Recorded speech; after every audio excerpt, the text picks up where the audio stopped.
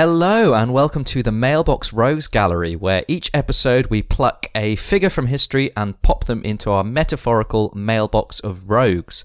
My name's Sean. And my name's Burch. How are you doing this week, Burch? Oh, fine. I could complain. I'm in prison. But won't be for long, so I guess there's that silver lining. Yeah, we are due to get out. But this week we're talking about John Dillinger. I've actually written a little poem about John Dillinger. Oh, you have? Oh, that's nice. I don't think we've ever done that about any of our subjects before. I'm quite excited. I actually did a haiku during our Beatles episode, but this one's a little bit longer. But it doesn't take much to be a little longer than a haiku. It goes, John Dillinger, the gangster pillager, robbed banks with a gun. When asked of why by the FBI, he said it was quite fun. Very nice. I would give that a 10 out of 10, that poem. Thank you. I also have a Dillinger joke. Dillinger? I hardly know her. and I'm pretty much out of material for the episode now, so I'll hand things over to you, maybe. Yeah, I mean, really, we should save the ace material maybe for the end. Yeah, okay. Well, I'll see if I can come up with any more poems or jokes between now and when we finish recording. Yeah, I'm sure we can, yeah, but... John Dillinger, appropriate, seeing as we're both in prison, and he's sort of renowned for being a bit of a jailbird himself. A bit of a jailbird and a jailbreaker. Yeah, he had a few escape attempts. He did indeed, yes. He had quite a few escape attempts, in fact. Yeah, well, that's actually quite relevant to how my last couple of weeks have gone. Oh, right. I'll get into that a little bit later, but just a little rundown of who John Dillinger was, for anybody who doesn't know. He was an American gangster during the Great Depression era in America, so he was kind of active in the early 1930s, and he led the Dillinger Gang, and they were accused of robbing 24 banks and 4 police stations as well. And as you mentioned, imprisoned a couple of times, and he managed to escape twice as well. Yes, he did. Very, very prolific in the old robbery and escapery. He was a bit of a Robin Hood figure for the people in the Great Depression era America, because obviously they had a bit of hard times there, and it was quite nice seeing this glamorous gangster going around holding up the banks. Yeah, well, as Depressions went, it was pretty great. It was a great one, yeah. Yeah, as in large. I mean, I'm not for 1 second saying it was a nice, good Depression here. No. I suppose John Dillinger had a good time. Maybe he thought it was the Great Depression. I guess so, yeah. Well, he certainly made the most of it, didn't he? He did, yeah. He was so active that basically the whole reason that the FBI got formed was because J. Edgar Hoover was leading this Bureau of Investigation, but basically he would just hop over state lines, and they needed a federal bureau so that they could chase him across the whole country and not just as far as the state lines. So that's the whole reason the FBI developed the way it did, is because of John Dillinger. J. Edgar, you say? J. Edgar, yeah. I thought his name was Henry. Henry Hoover.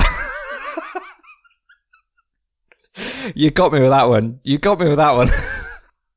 I think that's a different Hoover, mate. I think you're thinking of a different Hoover. Were you thinking of a guy with a really long nose? Yeah, red face. Yeah. Red complexion, like a black hat. Yeah, always looks a bit surprised. Yeah, that's right. Yeah, very loud as well, I find. Oh, yeah. Life of the party, though. Oh, yeah, absolutely, yeah. So you're saying that's not him? That's a different Hoover, yeah. J. Edgar Hoover, different guy. Head of the FBI. That sucks. Well, like I say, Dillinger's history is quite relevant to my own this week. So I've actually had an escape attempt. As you can see, I'm still here. Yeah, I guess they didn't quite work out as you'd hoped. No. Well, as you remember from previous episodes, my prison was a bit ramshackle. It didn't have any walls or doors or anything. It was mostly just like the great outdoors with a few guards. But they finished putting the walls in. They had us building it as like a prison work program. I think if we knew what we were building, we probably wouldn't have done it. But we put the last brick in. We all sort of turned around, all the prisoners, all the inmates. We're all shaking hands, congratulating ourselves, and then we looked around and went, "Shit, we're actually in a prison now." So, if we'd known that, we probably wouldn't have built it. Yeah, well, or built it inside out. That would have been a good idea, or at least build a few tunnels. Yeah, if you just they're building it, like have the guards in the middle of it, and you're essentially building it from the outside, and they're like, oh, how long has this taken? It's just, honestly, it shouldn't take too long. We're nearly finished now, just about there. And there we go, last brick. Now they're behind the bars, yeah. They're inside, and then they're all like, hang on a second, what?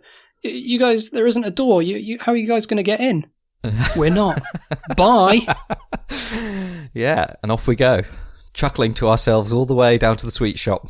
And they would feel so stupid. What fools they would feel. For even falling for a trick like that. Yeah, well, but it turns out we did actually fall for that trick, and we did brick ourselves into prison, so I cannot judge them too harshly.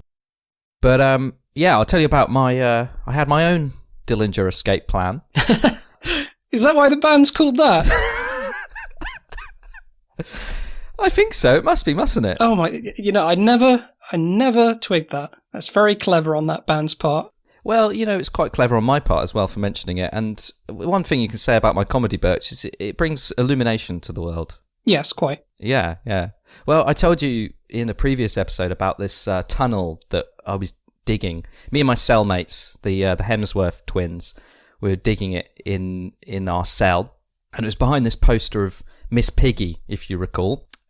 So that was how it was when I talked to you last. This is what's happened. Okay, so we were digging behind this tunnel for months. Yeah. Okay, we were waiting until the time was just right before making the escape as well. So the guards were all settled down for the night. Okay, so they go to sleep at lights out as well, same as us, because then everybody gets a good bit of shut eye. We're all rested in the morning. Yeah, no, that's the best way to do it. Well, if the guards were awake at night as well, then they'd be tired in the mornings when we're at our most active and awake. I don't think they'd enjoy that. So the guards were asleep, same as most of the prisoners. Okay, so I pulled up the poster of Miss Piggy and I start crawling along the tunnel, and I'm crawling for ages and ages and ages, right? Because it's a really long tunnel. Yeah. Okay, now at some point, the tunnel started climbing upwards, and I thought, that's not right. Okay, so it turns out the Hemsworths, right, they'd gotten involved. I thought they were just eating all the gravel that I was tunneling out. Yeah. But turns out they'd actually done a bit of digging themselves. They started digging upwards instead of down. Upwards? Upwards, yeah. So this time, I'm crawling along this tunnel, and I start going upwards, right? So eventually I reached the roof, which was not where I wanted to be. But luckily, right, this flock of cockatoos starts flying by. Ah. Very odd for them to be flying about in the middle of the night. I don't understand it. But luckily, they were flying by. I managed to grab one. I just sort of jumped up, grabbed hold of it kind of grabbed me with its talons, and I grabbed it with my talons. And it sort of sailed me down to earth. I'm sailing through the night with this cockatoo. It was a bit of a bad landing, though. I mean, I don't know if you've seen a cockatoo. They're big as birds go, but they're not as big as me. No. So basically, we got a bit of a glide on, but then eventually he's flapping away, and cawing and crowing, but we start falling to earth. So I thought that was it for me. I thought this would, there wouldn't be much more podcasting left to do if I'm. Obviously, you'd do a nice eulogy for me, but other than that, yeah. Well, you would though, wouldn't you? Well, I'd pull something out of the bag, I suppose. Maybe like a best of. Yeah, I'll put out a best of episode, yeah. Yeah. Anyway, so I'm hurtling towards the earth, right? And you wouldn't believe it, but I just fell nicely, perfectly into this kangaroo's pouch. Wow. It's like something out of a cartoon, really, isn't it? Yes, it is almost exactly something out of a cartoon. So I fall into this pouch, right? It was disgusting. Oh. It was disgusting. I don't know if you know about kangaroos and their pouches, but you know that pouch on the front? That's basically like another womb. Oh. What, and they don't clean it? Well, I don't know. I mean, it didn't look very clean from the inside. Oh, God. Well, I mean, maybe this was a particularly messy kangaroo who didn't really look after herself. I think it's all a mess down there. I think it's all a mess. I mean, I don't know if you know, but when a baby kangaroo's born, the fetus develops for just about a month, and then it crawls out of the cloaca and it crawls up the mummy kangaroo's abdomen until it reaches the pouch, where it continues gestating. Oh my word. Oh, hang on a sec. I'm going to have to... I was going to eat this clam chowder, but after that story about a mucky pouch, I don't think I've got the stomach for it now. Sorry, I put you off, have I? Sorry about that. Yeah, no, it's fine. Sorry, do continue. Well, anyway, apart from the mess I was in, I was feeling quite lucky to have landed in this kangaroo. And I had this idea that the kangaroo would just start hopping away from the prison, right? Taking me with it, okay? I'd be bouncing towards freedom. Yeah, hopping, that's what a kangaroo does. Yeah, exactly. But turns out there's another thing that kangaroos do. More specifically, male kangaroos, right? So I'm in this mama kangaroo. Anyway, papa kangaroo, he hops into the clearing, right? And he's showing a bit of interest in mama kangaroo. Yeah, he wants to mate. Oh, right, I see. He sees me in the pouch, right? Oh. He immediately identifies me as a love rival, okay? So, yeah, I mean, you see someone in your woman's pouch. I mean, he must have been furious with you. He was. And you know this idea of like the boxing kangaroos, right? So he socks me one. Oh, no. I go flying out of the pouch. I think that's it, right? But he just starts chasing me. And he chases me. And I'm running.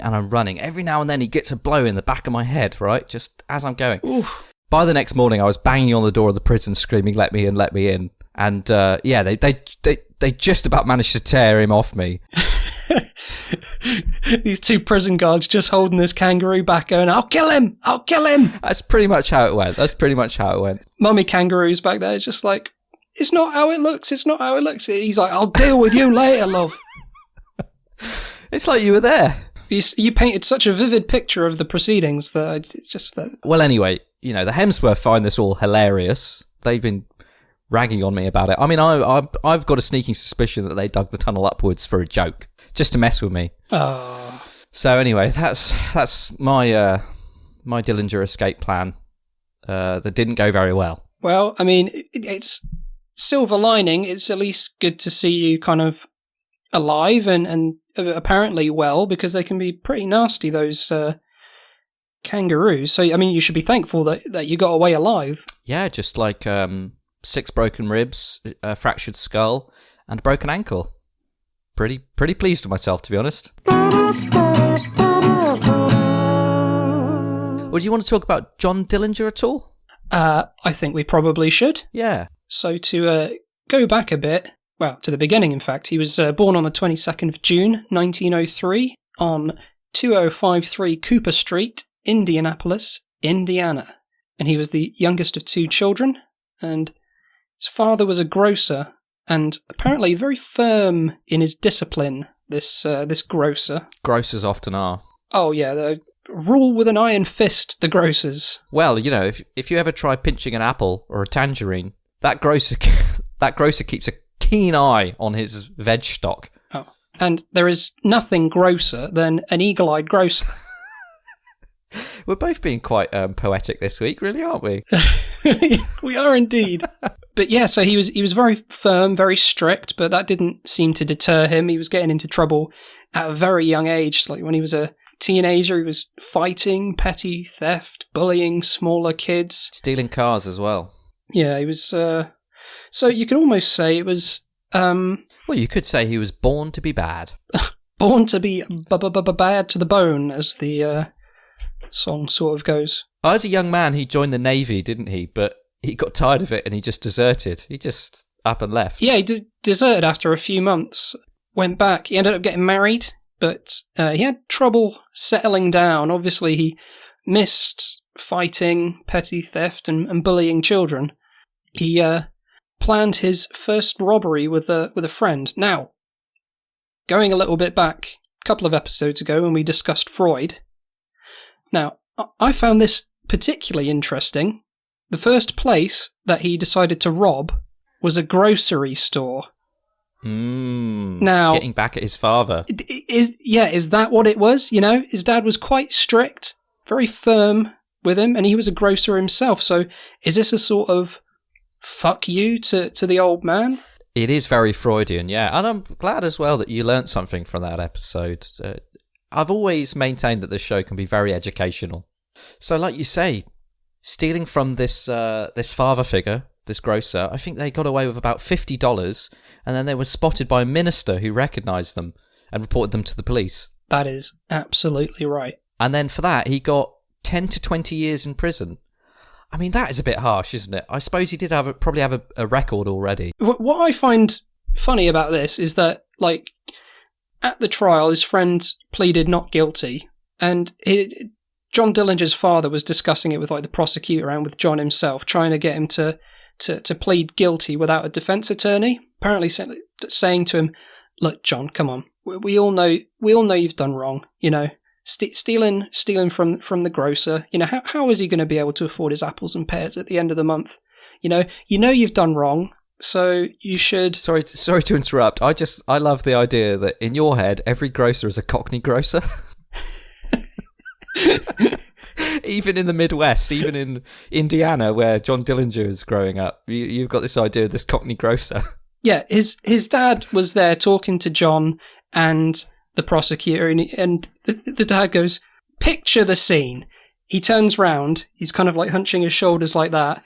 He puts on like a flat cap, and then he turns around and he goes, "God blimey, apples and pears, it's me, Grocer John, going to me grocery shop. I hope today's going to be a tip-top happening day today, by God is gum." I can see you spent a lot of time in East London. Oh, absolutely. I need to sell these gorblimey grapes to feed me children's, because else they'll be Hank Marvin starving. What's this? Gorblimey, a gunman, and he's stolen me money. Now me children are going to die. And then John Dillinger's dad goes, "Is that what you want, John? Is that what you want?" Then John goes, "All right, fine, I'll plead guilty." Ends up going right back in his face, as you say, 10 to 20 years. Well, I mean, it reminds me of our situation, really, because if you recall, you know, we got arrested for your attempted murder of a certain binman, and I pled guilty, and you pled innocent. You know what? Yeah, I hadn't thought of that. There are these interesting parallels. This John Dillinger chap. He seems a very relatable guy to me all of a sudden. Yeah, I relate more to the...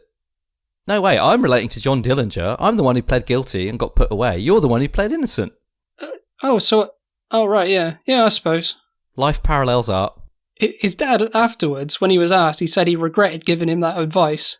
Which you would, wouldn't you? Like, I'm sure John, when he said, "Why the fuck did I listen to you, Dad? For fuck, yeah. I know you're my dad and everything, but pleading guilty to that." He's like, "That was a very convincing story. That's what sold it for me." And he's like, "I know. I'm a natural actor, son. What can I say? Yeah.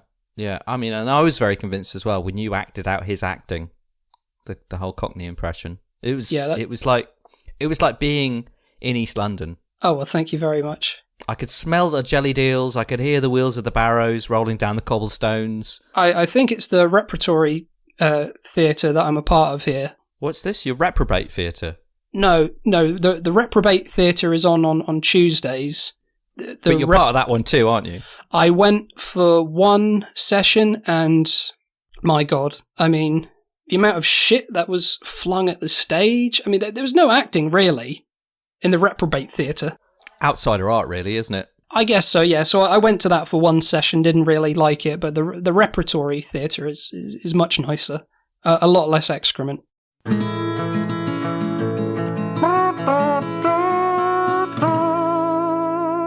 His first time in prison really can be seen as like a defining moment in his life because it really embittered him to society.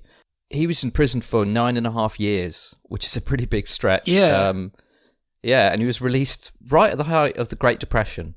I mean, that would be a bit depressing in itself, wouldn't it? Yeah, frying pan into the fire, really, isn't it? At least in prison, they feed you. Yeah, that's right. I mean, prison really is probably, in comparison, a not-so-great depression. It's definitely a depression, but it's not... It's a depression, but it's like a middle ground depression, but then when you get to the Great Depression, that's a Great Depression. Yeah, that would be, wouldn't it? Yeah. I just mentioned, like, at least they feed you in prison. Did you say you were eating clam chowder, by the way, in prison? Yes, it was, yeah. I wasn't really enjoying it. They've got new chefs in recently, and... You know, I don't care how many Michelin stars you have. You know, if you get used to a certain kind of food, I mean, other people, they just don't cut the mustard. Especially these new chefs who they don't cut the mustard. That's how I like my mustard done. You like it cut up, yeah. Yeah, chopped up into like little cubes. Wait, so you have to freeze it first? Is that it?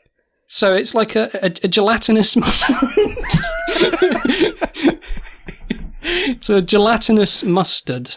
Right. Is what it is. I usually have it for like a spicy dessert. Oh, what? Just pop one of those in your mouth. That's it for dessert, is it? Well, sort of like cubes, and I might get like a little handful and just like pop them in my mouth. Gelatinous mustard. Yeah. But these new chefs, they're like, oh, I do not know how to. Why you have mustard in gelatin? I was like, oh, God. Mate, like I say, it doesn't matter how many Michelin stars you have. If you can't make mustard jelly, I mean, what is the point of being a chef? Would you ever have that with like a trifle? Would that go? Oh, maybe. So you could have the mustard jelly as the normal jelly. What about the custard? What would you substitute that with? I mean, you don't have to substitute it. You could just have custard. I suppose so. It'd be a nice little surprise when you dig in. I tell you what, mustard custard. Oh, see, I got the name on brand and everything. There you go. It's already yellow, so that's half the work. And then the cream would be whipped mustard.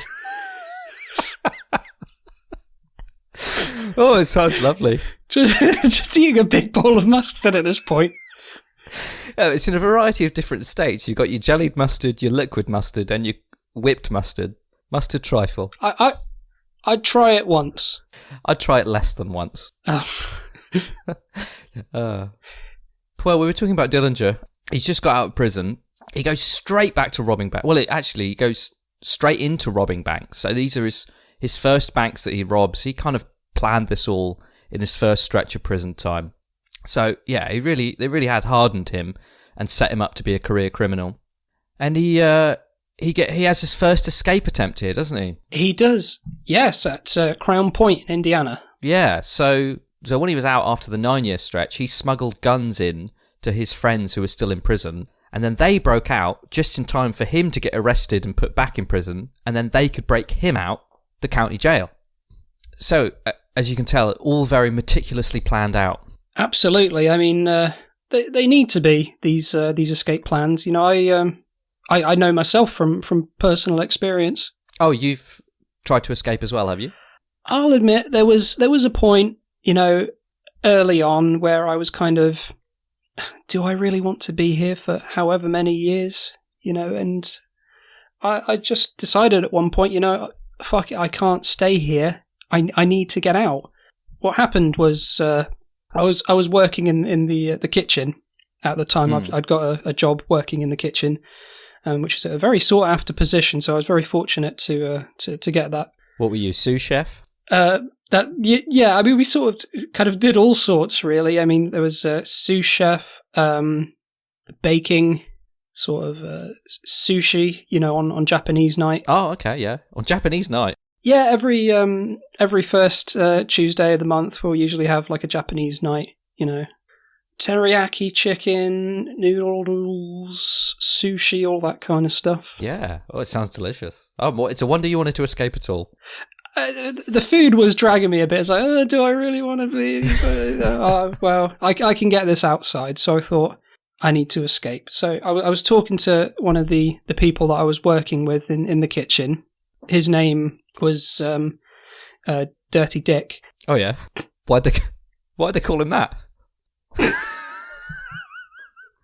You know what? It's funny. I've never actually asked him why he's called that. One thing I will say though, I don't know why they'd hire someone called Dirty Dick to be working in a kitchen. You know, I mean that's a red flag right there. But anyway, maybe he's just good with his hands. I guess. I mean, he's a consummate pro. He is fantastic in the kitchen. We can't fault him there. And from what I've seen, he's clean. From what you've seen, yeah. Yeah. I mean, I don't even want to think about what he might be doing in the back room when I'm not looking. But anyway, he seems all right, and he was one of my mates. So I was saying to him, look, Dirty Dick. I'm just going to refer to him as Dick now. Right, Dick, I've had enough, mate. I need to get out of here. And he was like, what, you're not enjoying your stay? And I was like, enjoying my stay? This is fucking prison. What are you talking about? This isn't a holiday home. And he's like, all right, yeah, it's fair enough. It's not for everyone. It's not for everyone. So what were you thinking? And I said, well, I don't really know. Like, do you have any tips, any ideas of like maybe weak walls or kind of places I can crawl under or dig through? Any kind of tips that you might have about the layout of the place? And he was like, not really. It's pretty well guarded, this place, and it's pretty up to date. And I was like, oh, for fuck's sake. And then he goes, well, there is one thing that we could try. We're making a massive cake at the moment, aren't we? And I was like, yeah. We're making some massive cake for like one of the head guards or something, aren't we? And he's like, yeah, that's right. Now, if we smuggle you into the cake... Oh, so this is a really massive cake. I mean, I think a massive cake, I think of one... I don't know, like a cake that was even 3 feet wide would be a massive cake. But you're talking about a cake big enough for you to fit in, are you? Yeah, absolutely. Yeah, like a massive, huge cake that would be like serving lots of people. And he was like, look, why don't we hide you out in the cake? And he's like, look, it's easy. We just hollow it out on the inside. Nobody's going to know. If you get hungry, there's cake in there. Yeah.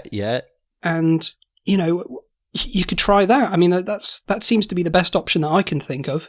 He said, you're definitely not getting out any other way. You'll be shot. Well, if you're sure, let's give it a try. So, sure enough, him and a couple of other guys, they all started cutting the inside of this cake out, and they get this step ladder, because it's a very tall cake, and they put me in the cake. They drop me in. And when you're in the cake, are you sat down or stood up? I'm sat down. Okay, yeah. It's not that tall. Okay, I just want to check. I've got to be hunched a little bit. I mean, it's not like not a huge space. So I'm sat in there, kind of like arms around my knees, kind of like, okay, I'm in the cake. And then they go, all right, okay, great. And then Dirty Dick goes, right, get the whipped cream, lads. And I'm like, what? What do you mean? He's like, well, we're going to put some whipped cream in there just to fill it out, just so it doesn't kind of fall in on itself. Yeah, load-bearing whipped cream. And exactly, that's what he called it. Well, as long as he wasn't using whipped mustard. Perish the thought. No, thankfully, it was the normal kind of whipped cream, no whipped mustard at all. And I was like, what do you mean you didn't say anything about this, filling it with cream? Then they start with all these cans, filling it up. It's getting higher and higher. It's getting to my shoulders. I'm not going to be able to breathe. He's like, yeah, it's fine. Just find like a pocket, an oxygen pocket, within the whipped cream. Well, it's very aerated anyway. Like that's how you do the whipping, I think. Yeah, and then it started getting darker and darker and darker. Couldn't see a thing. I was completely covered in cake and whipped cream. This has started to sound like the end of a children's game show with you having whipped cream and cake thrown at you. It was like, I did start wondering, like, is this like an elaborate get your own back? Yeah. Like, have I done something to annoy these people, and all of a sudden Dave Benson Phillips is going to come out and go, see? Is he in there with you in prison? Oh, he's a wronging Dave Benson Phillips. My God. Oh, right. God. All the people that were on Get Your Own Back, right, embezzled so much money out of all of them. Wow. And some of them, they were just like normal people. They weren't celebrities or anything. Yeah, you'd have like kids there with like their parents, and then Get Your Own Back, like maybe they'd have like a teacher or a neighbor or someone like that. And yeah, he'd just be kind of like asking for them to invest in like this business opportunity of his. Ah, pyramid scheme, right? Exactly. Probably selling gunge. That's right. That is exactly what it was. Yeah, he was saying, look at all the gunge we've got through here. Just today, look how much gunge we've gotten through, right? Just imagine, everybody in the nation is soon going to be consuming this much gunge on a daily basis. They'll need whole gunge tanks of them. We have to remember, this was a time when Get Your Own Back was the biggest programme on British television. Dare I say it, the world. Oh, I remember it well. We all had gunge fever. That's right, yeah. That was one of the side effects of being plunged in the gunge for too long, the gunge fever, unfortunately. The gunge fever, yeah. But people said, well, I mean, the show's popular, maybe gunge will catch on. And then, yeah, they ended up losing all this money to him, and now he's in prison here. Did you know our mutual friend Jack, for his birthday a few years ago, I got him a signed picture of Dave Benson Phillips? I do. I think I've even seen the picture. It's very nice. Ah, yeah. I think it cost me about £5. He's really gone down over the years, going from like embezzling hundreds of thousands of pounds to now selling signed photos of himself for a £5. For a £5? Well, that included the postage as well. I don't know. I mean, I just looked him up online, see what he's up to these days. The first thing I saw, you could get a photo for £5. Well, I know somebody will appreciate that. Who wouldn't? I feel like I sort of derailed your story there. That's quite all right. We all need to bring up Dave Benson Phillips every once in a while. Yeah. But you're in the cake. I'm in the cake. It's completely dark. I've managed to find a little oxygen pocket where I could breathe away from all the whipped cream and the cake. I'm in there for a while, and I'm kind of thinking, God, how long is this going to take? I can feel the cake being like moved away, and I was thinking, all my clothes are going to be absolutely covered in cake. So like when I eventually get out, I'm probably going to like stick out like a sore thumb with these clothes. I'll need clean clothes. Oh, you should have packed clean clothes in the cake. I mean, literally, I just said, you don't know any way to escape, and then all of a sudden he's just like, here, in the cake. In the cake. It was all so fast. Right, yeah. It was all happening so quickly. I was just like, yeah, all right, fuck it, I'll jump in a cake. You got to grab these opportunities as and when you can. Exactly. Well, the cake will go stale, so, you got to go sharpish. So what I end up doing is I'm like taking off my clothes in the cake. And like this is so your clothes don't get dirty, is it? That's right, yeah. Go on, yeah. I see the logic.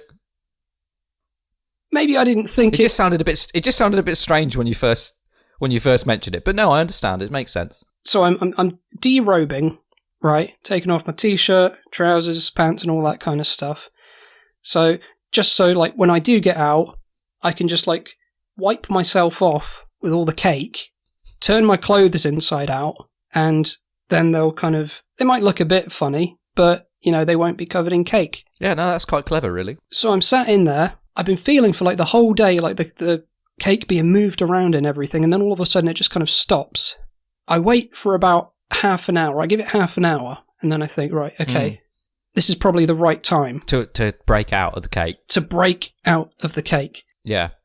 Can you hear anything from outside the cake, or you've got too much cake in your ears at this stage? My ears are full of cake and whipped cream at this point, so I can't hear a thing. My lungs, there's like whipped cream in my lungs as well, so I sound a bit funny. So I think, right, this is the time, and there's like a very thick wall of cream and cake above me, and it's quite hard to push through. So what I did was I just kind of like burst out like that with my arms flapping out, jump out, right. Broad daylight. Do you know where I am? Go on. They said that the cake was intended for one of the head guards at the prison. Yeah. The cake was for his 6-year-old son's birthday party. Oh, okay. What, being held at the prison? No, they brought it. It was being made by the prisoners. They're cheapskates. It's so they don't. Oh, yeah. It's so they don't have to fork out for a caterpillar cake at Tesco's. Yeah, yeah. So there I am, stood at a 6-year-old's birthday party. All these kids stood there. I'm covered head to toe in cake. My ears are completely covered, so I can't hear anything. I'm a bit deaf. It's in my lungs as well, so I can't really speak. So I'm going like that, covered in cake, right, head to toe. Yeah. You can't make out that I'm a human being or anything. Oh, that is a lot of cake on you. I wipe the cake away from my eyes, right, just so I can see. Now I can't hear anything, but I can see several children doing what appears to be screaming for their lives.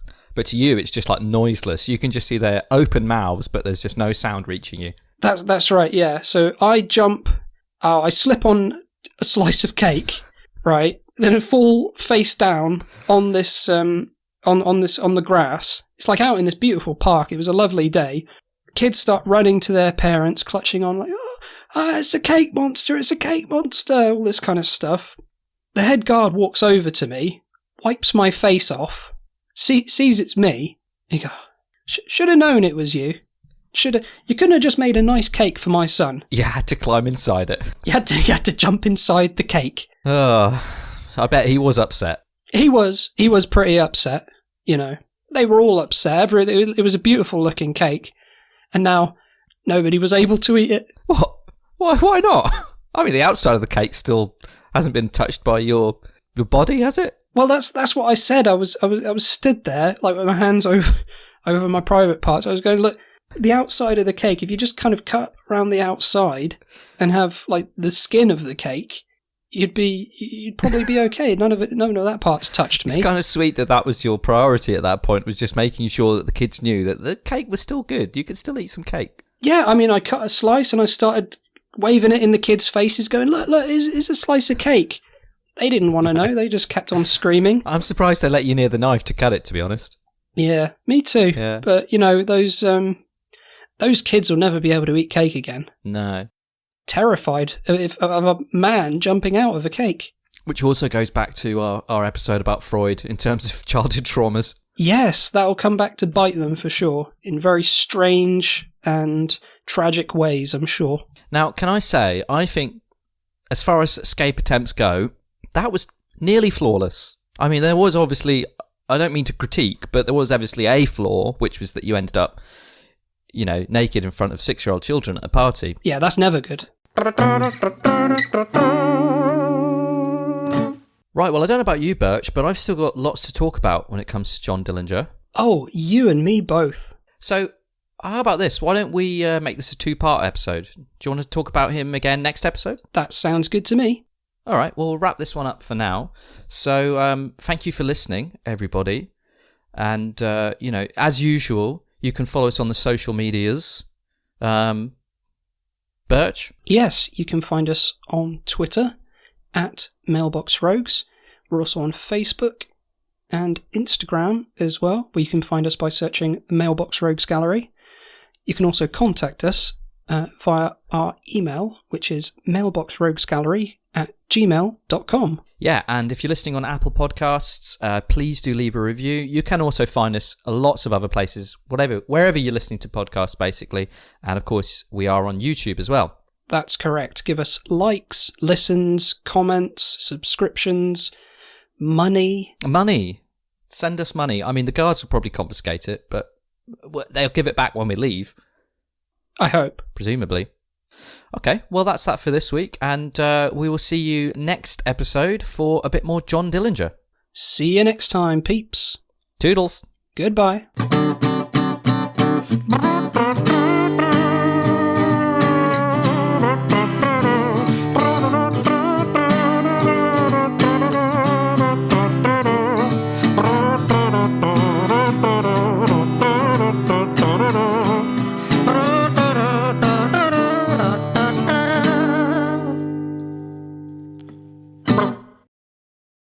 Da da da da da da da.